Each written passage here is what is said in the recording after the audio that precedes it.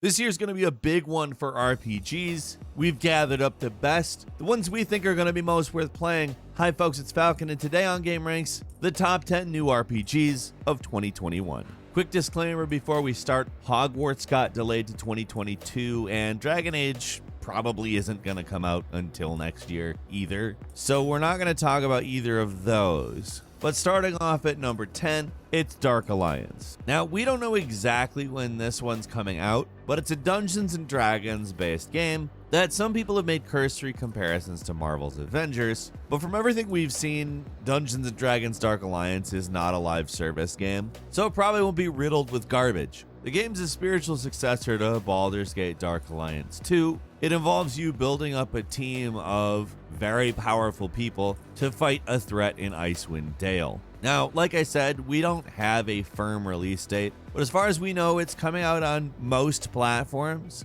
We don't have a confirmed list, but I would say at least Windows and probably the big consoles sometime this year. At number 9 is Biomutant. This is a game we've been paying attention to for a while. It was announced a few years ago, slated for release pretty much every year. What I like about this game is that it's a big open world game. It appears to have some verticality. There's a lot of different fighting styles in it, from kung fu to kind of Matrix-ish gunfighting. There's gliding, and you make your character, and rather than having sliders, the actual physical attributes you give your character, that's what is going to affect your stats and abilities and the way you move around, which I think is really interesting and fun. On top of that, it's just a really cool looking game. Developers have talked about how the combat might feel a little bit like Devil May Cry, and the game might progress a little bit like Destiny, which is interesting. It could work out pretty well, I think. We don't have an exact date yet, but apparently it's going to be at least Q2. They're starting in the new fiscal year, and apparently we're going to see it on all the major consoles as well as PC.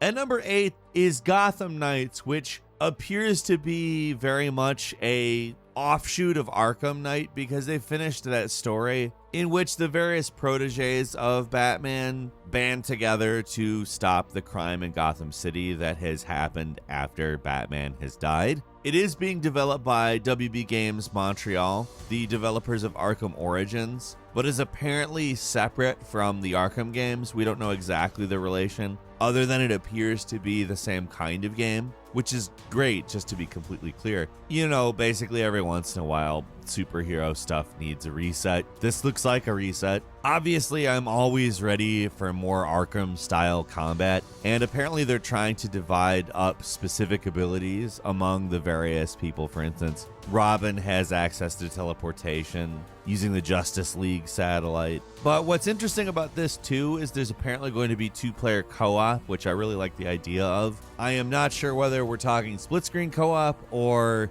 online co-op. Either way, I'm pretty fine. I would prefer it both ways, actually. We don't have a date, but Gotham Knights is coming to Windows, PS4, PS5, Xbox One, and Xbox Series X sometime this year. At number 7 is Outriders, a game that we've dedicated a pretty fair amount of attention to. It suffered a lot of delays, but it comes to us from People Can Fly, the people who made Gears of War Judgment, Bulletstorm, and Painkiller. It appears very much to be like if you combined Gears of War and Destiny, and I think that's pretty interesting because you have that 3-player co-op, but you also have a lot of RPG elements that apparently will be oriented towards customizing everything quite a bit. They have a lot of systems they've detailed on their YouTube channel if you're interested in going in depth. For me, it does look like they've put something compelling together. It's just been such a long time we've seen this game without actually having played it that, like, yeah,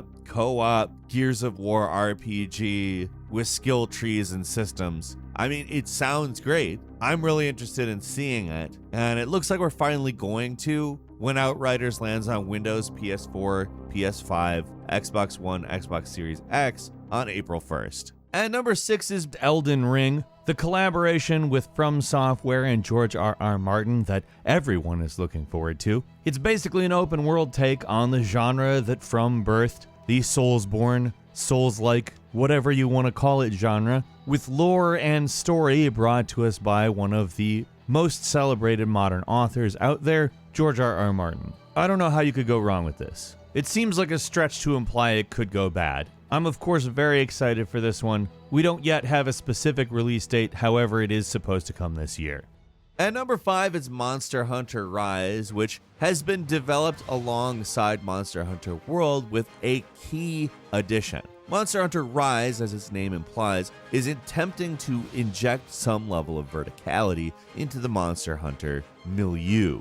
Now, the big key here is that, again, like I said, it was developed alongside Monster Hunter World by a different team, but a lot of the design decisions apparently have been shared between these two studios. So a lot of the conventions that we saw in World, the sort of streamlining and seamless map, big open world idea that is present here in Rise, which I think is very good.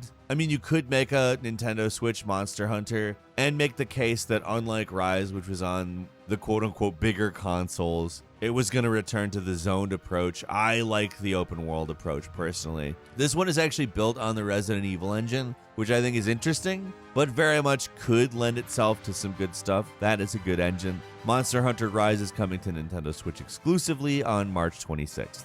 At number 4 is Starfield, and take this one with a little bit of a grain of salt. We've been told that the absolute earliest we would see this game is 2021, so we're going to talk about it at least. Obviously, it's a Bethesda game. It's going to come in the same mode as a Skyrim, as a Fallout, except obviously it takes place in space, so we're going to be dealing with the idea of space travel. That's cool. I think that's a great thing for Bethesda to try to take on. However, I think there's one very interesting curveball that relates to this. Microsoft owns them now, so we have no idea what platforms this is coming to. It may be a multi-platform, it may not. We don't know. Minecraft is, because they know they can make tons of money with it being multi-platform instead of keeping it exclusive. I don't know, but I can say that I'm disturbed they're still using the creation engine after, the last several games. The bugginess of Bethesda products just hasn't really remained charming, so to speak. Let's hope that's addressed. Nevertheless, I am very excited for Starfield. It'll probably be out on every major platform, hopefully this year. Obviously, we're waiting on more information from them, though. And number 3 is Dying Light 2, which is a game that got quote-unquote delayed indefinitely at one point. Now, the reason for that wasn't that it was in development hell, but that they wanted to ensure that everything was robust and workable the way that they had promised it, which their promises are pretty steep in terms of this game. Not only is Dying Light a great parkour-based zombie game, they also promised Dying Light 2 would follow this narrative structure that the player is actively participating in the construction of. We've heard developers say the words choices matter so many times, but they've made promises about how extensive that's actually going to be that I'm very interested in the result, zombie game or no, parkour or no. This game takes place 15 years after the original game. Humanity's on the brink of extinction. The zombie war has not gone well, and actually has some writers that worked on Witcher 3 Wild Hunt. Dying Light 2 is going to land on PlayStation 4 and 5, Xbox One and Xbox Series X, as well as PC, sometime this year, hopefully. And number 2 is Horizon Forbidden West, which is just an awesome looking sequel to what is truly one of the better traditional open world style games. In terms of what Horizon is aesthetically, the whole robot dinosaur post-apocalypse thing is perfect for getting people in the door. It's certainly what got me in the door. But the narrative and gameplay depth and the absolutely beautiful open world are what kept me around. I am excited to see more of the story of Horizon. I'm personally really excited because the image that they promote Horizon Forbidden West with, the current cover, I guess, or movie poster image, is this totally overgrown, basically completely destroyed Golden Gate Bridge. So I think we're probably going to see the remains of San Francisco, and I think that's going to be super interesting, considering how Horizon ties itself into our current world. Horizon Forbidden West is coming Q3, possibly Q4